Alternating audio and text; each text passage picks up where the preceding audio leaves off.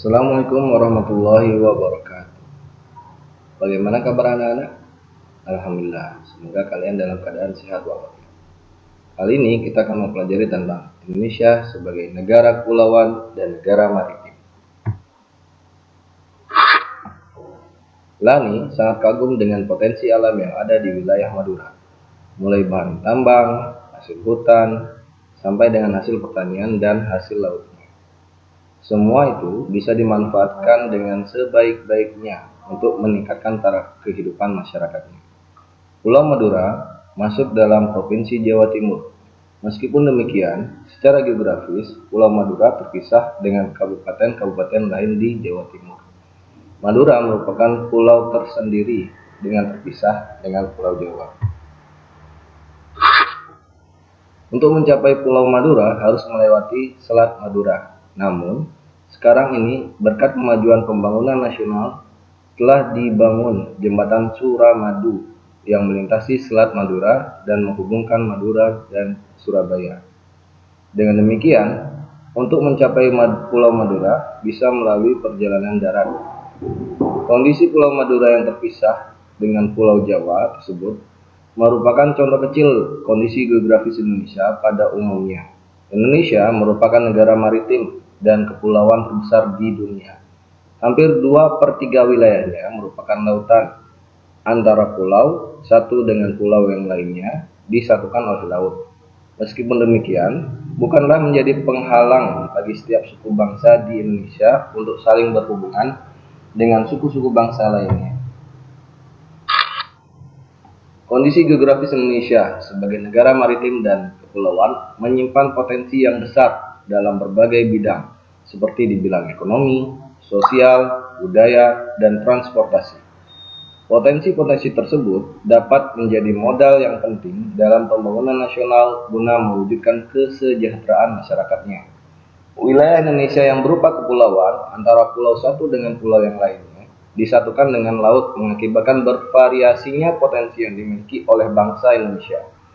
Masing-masing pulau memiliki karakteristik masing-masing, mulai dari kondisi alam maupun kondisi sosial budayanya. Variasi dan karakteristik potensi tersebut terlihat dari lengkap dan beragamnya bentang alam dan hasil alamnya. Beragamnya suku bangsa yang mengakibatkan beragam pula adat istiadat dan budayanya, serta beragamnya agama, golongan, dan kelompok masyarakat. Keragaman yang disebabkan adanya perbedaan antara pulau satu dengan pulau yang lainnya, ini tidaklah menjadi pemecah dan peregang, namun justru menjadi pemersatu, karena antara satu dengan yang lain bisa melengkapi. Pengaruh kondisi geografis Indonesia sebagai negara maritim terhadap kehidupan ekonomi masyarakat. Kondisi geografis sebagai negara maritim dan kepulauan membawa banyak keuntungan bagi bangsa Indonesia. Wilayah laut Indonesia yang sangat luas telah diakui secara internasional sebagai negara maritim yang ditetapkan dalam UNCLOS pada tahun 1982. Hal ini berarti bangsa Indonesia diberi kewenangan untuk memanfaatkan potensi sumber daya laut. Cakupan wilayah yang sangat besar dan luas, tentu saja laut Indonesia mengandung keanekaragaman sumber daya alam laut yang sangat potensial, baik hayati maupun non-hayati. Sumber daya alam laut tersebut antara lain ikan, terumbu karang, dengan kekayaan biologi yang bernilai ekonomi tinggi, wisata bahari, sumber energi minyak dan gas bumi, bahan mineral, dan juga media transportasi antar pulau. Semua potensi alam tersebut tersedia dalam jumlah yang besar dan tersebar di seluruh wilayah Indonesia. Besarnya peluang ekonomi dari pemanfaatan potensi sumber daya laut yang sedemikian besar ini tentunya dapat memberikan kontribusi bagi kehidupan ekonomi masyarakat Indonesia. Hingga pada akhirnya juga akan memberikan kontribusi bagi kesejahteraan bangsa. Kelompok masyarakat yang bisa merasakan langsung potensi kekayaan sumber daya kelautan ini adalah masyarakat yang berada di pesisir. Banyak jenis pekerjaan yang diusahakan untuk menunjang kehidupan ekonominya. Pengaruh kondisi geografis Indonesia sebagai negara maritim terhadap kehidupan sosial masyarakat. Sebagai negara maritim dan kepulauan yang berada di antara benua Asia dan Australia, membawa pengaruh terhadap kehidupan sosial budaya Indonesia. Hal ini bisa terjadi karena dengan posisi tersebut menyebabkan Indonesia menjadi jalur perdagangan dunia. Mau tidak mau, banyak pedagang dari berbagai negara di seluruh belahan bumi ini akan melewati dan mampir ke Indonesia. Pedagang-pedagang dari berbagai negara tersebut tentunya memiliki latar belakang yang berbeda antara satu dengan yang lainnya.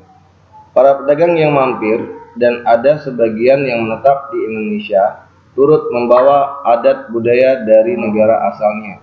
Lambat laun, adat budaya yang dibawa tersebut akan berbau, bercampur, bahkan melebur dengan adat budaya asli Indonesia. Berikut adalah beberapa dampak yang diakibatkan oleh letak dan kondisi geografis bangsa Indonesia sebagai negara maritim atau kepulauan. 1.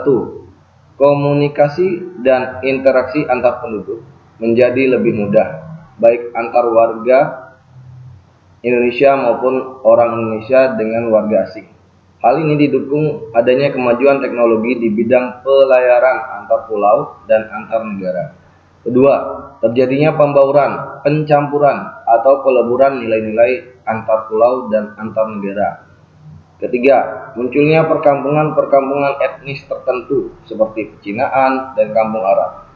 Keempat, terjadinya perubahan perilaku masyarakat karena pengaruh masuknya pola dan nilai perilaku dari pulau, daerah, maupun negara lain.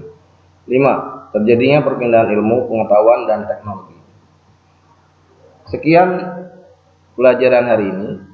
Jika ada pertanyaan, silakan hubungin Pak Lukman.